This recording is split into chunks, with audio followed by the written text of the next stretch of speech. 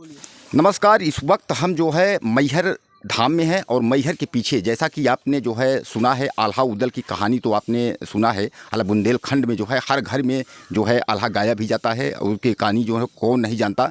माँ शारदा के जो है अहम भक्त जो है आज भी वो अमृतों का वरदान माता जी ने उनको दिया है।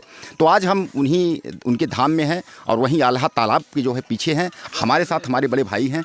हम आइए इनसे जानते हैं कि आल्हा क्या आज भी यहाँ आते हैं। जी, आला आज भी यहाँ आते हैं। इसी तालाब में स्नान करके यही कमल का फूल लेके माँ शारदा का पूजा के लिए प्रतिदिन जाते हैं। ऐसा कहा जाता है कि सबसे पहले जब माता का पट खुलता है तो वहाँ कमल का फूल वहाँ रहता है। क्या ये सच बात है?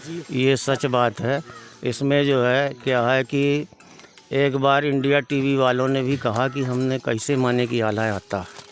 2010 की बात है।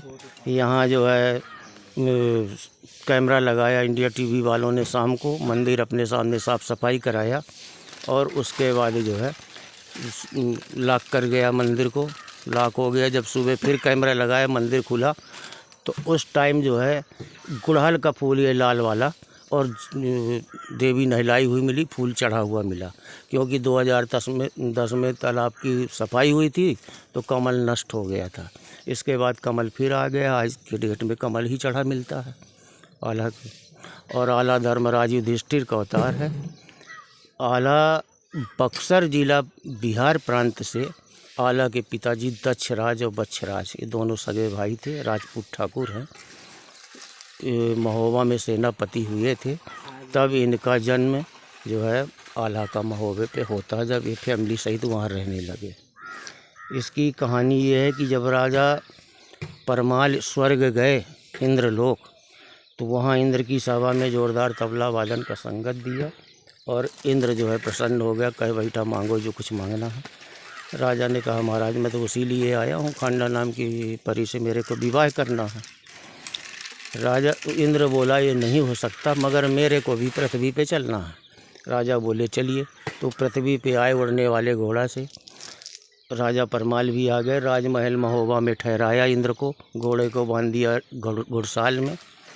और यहाँ पर राजकुमारी संयोगिता आई हुई थी जो जयचंद कन्नौज वालों की बेटी थी, क्योंकि ये रिलेशन में थे मौसेरे भाई राजा परमाल और जयचंद।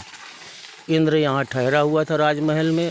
राजकुमारी संयोगिता से मोहित हो गया उसने। उसको नौला का हार, पारसमणि, पत्थर, ऐरावत हाथी, उड़ने वाला घोड़ा, कई तरह के अस्त्र शस्त्र दिए।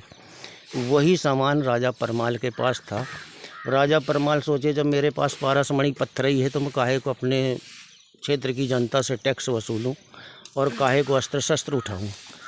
इसी दरमियान पृथ्वीराज चौहान जो है उसकी बेटी को राजा जयचंद कन्नौज ने जीत लिया था, बेला को, जो द्रौपदी का अवतार हुई।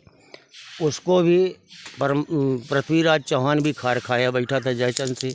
इधर राजा परमाल से खार खाया था सगुनी मामा जो माहिल हुआ, वो भाग गया था उरई जालौन, क्योंकि उसका किला छुड़ा लिए थे महोबा का, उन्हीं का किला था माहिल का। अब जब पृथ्वीराज चौहान अजमेर का था, दिल्ली में जब शासक हुआ तो माहिल ने उसको भिड़ाया कि इनके ऊपर हमला बोला जाए, ये सामान इंद्र का दिया हुआ है, सारी सामग्री छीन लिया जाए, क्योंकि ये अस्त्र शस्त्र उठाएंगे नहीं। पृथ्वीराज चौहान की सेना आई इनके ऊपर हमला बोलने। उसी दरमियान बक्सर जिला बिहार प्रांत से दक्षराज बच्छराज, एक इनका जिगरी दोस्त था ताला सैयद बनारस का मुसलमान, और मलखान, लाखन, ब्रह्मा, ढेवा, ये लोग सारे आके राजा से मिलने के लिए आए थे महोबा। क्योंकि भारत में पहले बहुत कम राजा हुआ करते थे। 4-6 राजा थे जो आज के 2-2, 4-4, 6-6 प्रांत के मालिक हुआ करते थे और अपनी व्यवस्था अनुसार अलग राजा महाराजा, जागीरदार, पवाईदार, लम्बरदार ऐसे नियुक्त कर देते थे व्यवस्था बनाने हेतु।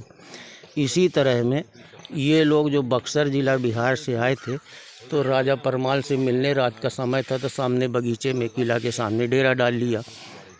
उसी दरमियान पृथ्वीराज चौहान की सेना आई और इनके ऊपर हमला बोलना चाहा। इनको सोचा कि ये राजा के द्वारपाला बैठे हैं, तो बोला कि जाओ अपने महाराज से बोलो कि इंद्र का दिया हुआ सारा सामान हमारे हवाले करें, नहीं हमसे युद्ध करें।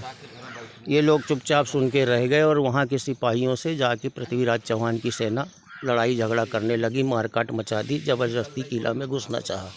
जब इनसे नहीं देखा गया तो ये सारे लोग जो उधर से मिलने आए थे राजा से भिड़ गए पृथ्वीराज चौहान की सेना से, और पृथ्वीराज चौहान की सेना को वापस भागना पड़ा।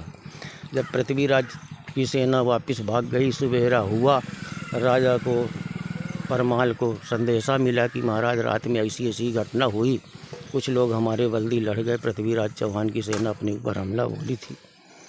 तो राजा उनसे मिला, प्रसन्न हुआ और बोला आप लोग कहीं मत जाइए, फैमिली सहित यहीं रहिए, सबको मैं अपना अपना सेनापति बनाऊंगा अलग अलग कमान का। तो राजा ने इनको अपना सेनापति बनाया। जब ये फैमिली सहित रहने लगे तब आला का जन्म महोबा पे हुआ। 2-3 साल बाद सेना का बंटवारा हो गया। ऊदल गर्भ में माँ के आया। आला के माँ का नाम मलाहना था। जब वो गर्भ में आया है और तभी जो है इनके पिताजी का वध हो जाता है।